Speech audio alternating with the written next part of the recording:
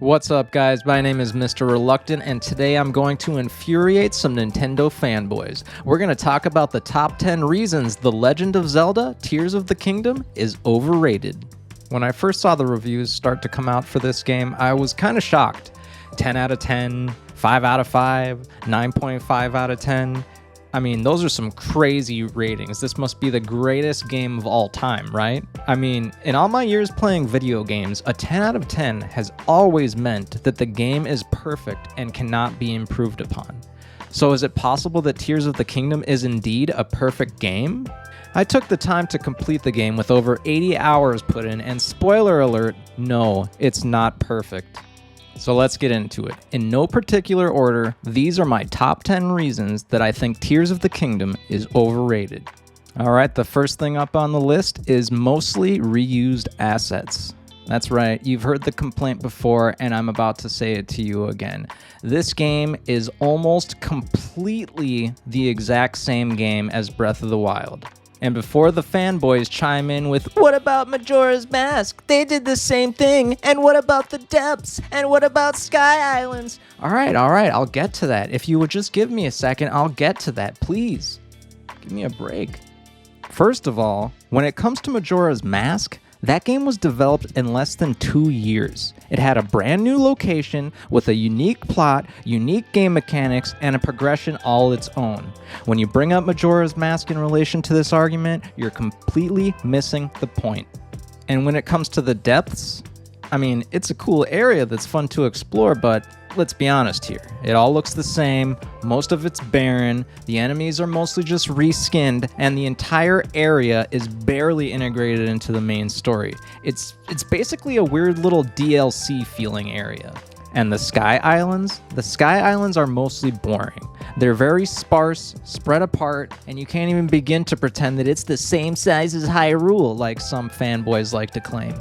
So what do you have when you take an objective look at the maps of this game? You have the same exact map as the previous game and two mostly optional areas above and below. 10 out of 10, right guys? Number 2 on this list is plot points that are still located in boring side missions. In Breath of the Wild, you had to scour the map to find memories which show you a brief cutscene that helps round out the overarching plot. In this game, it's no different. I'll never understand why developers think it's a good idea to hide crucial plot points in side missions. It feels disjointed and perplexing. They're not fun missions either. It took me 4 hours of running around the map in near silence because there's basically no music to collect all of the memories. How is that supposed to be fun? Just integrate those scenes into the main story, dagnabbit! Next up on the list we have breakable weapons still being a thing. Nearly everyone I talk to who has complaints about the new Zelda games brings this up at one point or another. This system alone had enough discourse during the first game that it should have been completely overhauled for the sequel. It's yet another system in this game that results in tons of busy work. You have to constantly be on the lookout for new weapons, and when you finally find a good one, you're not that excited about it because you know it's going to break within the next 10 minutes. And to make matters worse, the new fusion system adds even more busy work because now you have extra menus to go through and extra menu maintenance, okay? This game should be called Legend of Menus: Tears of the Player. And speaking of menus, number 4 on the list is survival mechanics are still a thing as well. It should come as no surprise that this system has you deep in menus for a large portion of your playtime. First of all, this survival move makes no sense whatsoever. Zelda has never been a survival game. And you may say, well, it was never an open world game before either. Well, that's true, but most open world games have little to no survival mechanics, so it's not like this was a genre standard that they needed to adopt. It feels like they added it to Breath of the Wild and kept it in Tears of the Kingdom specifically to artificially inflate the overall playtime. Furthermore, it's absolutely irritating to put so much time into surviving the elements. Gathering ingredients for food, cooking food, seeking out and finding armor, upgrading that armor with the insanely cumbersome system, which, by the way, is yet another thing that has not changed from Breath of the Wild.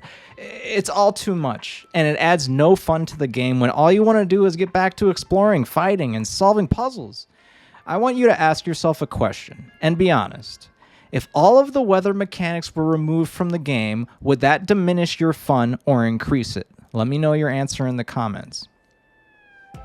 Number 5 on this list is the armor system in general. It's cumbersome, outdated, was not improved from Breath of the Wild, and like everything else in this game, it adds to the amount of time you spend in menus. Let me provide for you a realistic scenario of what your time in this game will be like if you decide to play.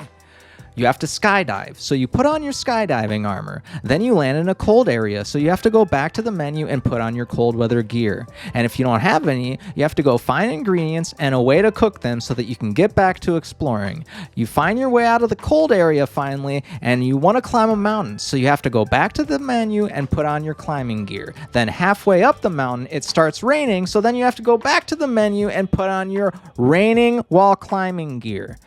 That's right, you're raining while climbing gear. Then at the top of the mountain, you find a group of enemies, so you need to go back to the menu and put on some combat gear.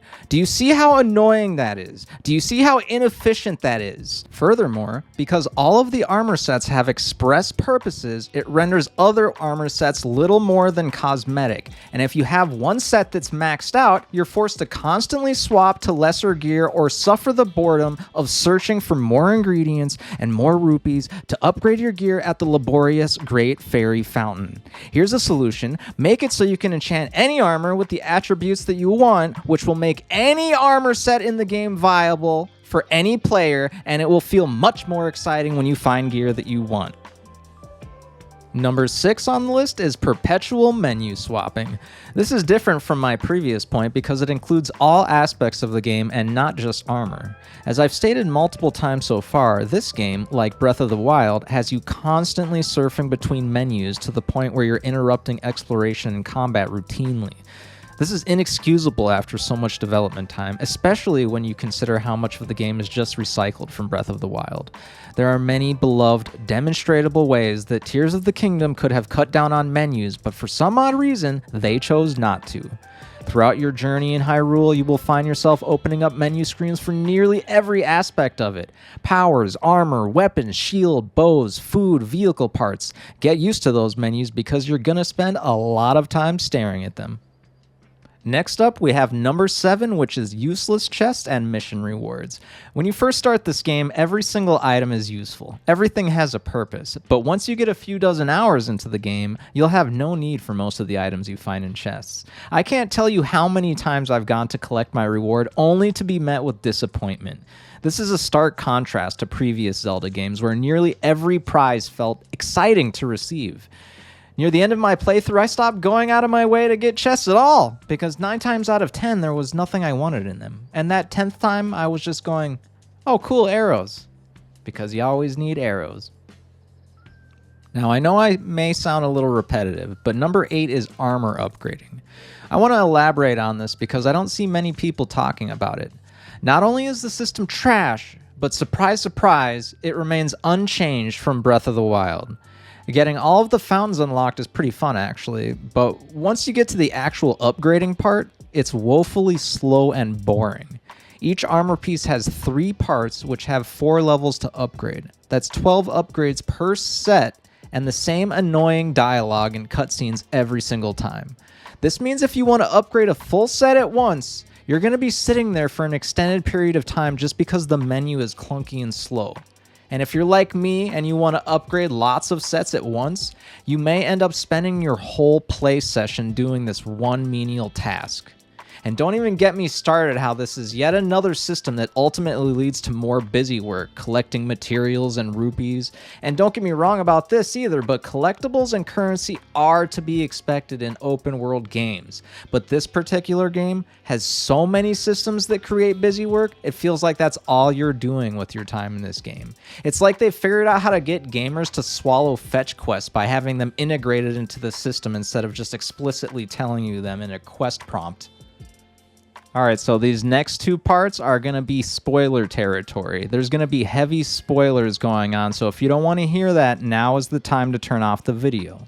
After subscribing and clicking that like button, of course. Alright, so the number 9 reason Tears of the Kingdom is overrated is because it follows the exact same formula as Breath of the Wild. I mean exact. Don't believe me? Here, I'll explain the format of both games in one go. You start off on a tutorial island that shows you how the game works.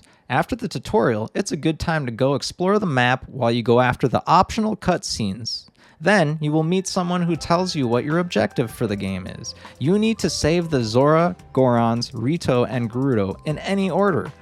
To do this, you will need to clear puzzles where you need to release locks before fighting a boss. After you clear all 4 areas, you will then go to Hyrule Castle, an area which is mostly skippable, where you will fight the final boss. Are you starting to see it now? Is it clicking for you yet? They are the same game. They have y'all distracted with building robot phalluses so you haven't noticed that you paid full price for a new coat of paint on an old game. It's the same map, the same format, the same assets. You go to the same sounds and talk to the same people in the same engine, okay? I feel like I'm in Crazy Town here. Why does nobody see this? Do you all have blinders on? What is going on? Someone please tell me what's happening here. Number 10. The final reason why Tears of the Kingdom is an overrated game is because the dungeons are trash. Zelda is known worldwide for having engaging dungeons with unique progression and puzzles. All of the dungeons in this game, however, are just glorified puzzles that aren't even unique or inventive. The beautifully designed areas which house the dungeons are wasted by the lackluster puzzle-based copy and paste format. Every single dungeon is find these 4 areas, then fight the boss. And they can all be easily cheesed. You don't even need to do it the way that you're supposed to do it. You cannot look me in the face and tell me that's the same quality as Zelda dungeons of yesteryear. I mean, they even have the exact same cutscenes and dialogue. All of the sages do the exact same thing and have the exact same conversations with the ancients. By the time I got to the 4th fake dungeon, I was skipping the cutscenes because I had already seen them 3 times. I didn't need to hear the story of the imprisoning war for the 5th time, because I already heard it in the additional cutscenes too, so they tell you it like 5 times in this game. I don't care what kind of weapons-grade copium you're huffing. This is objectively lazy and poor design. So that's it, guys. What did you think? This is my first YouTube video, so please do me a solid and subscribe and hit that like button. Let me know what you think in the comments. Do you agree or disagree with the points that I made? All comments are welcome, good or bad. Take care and have a wonderful day.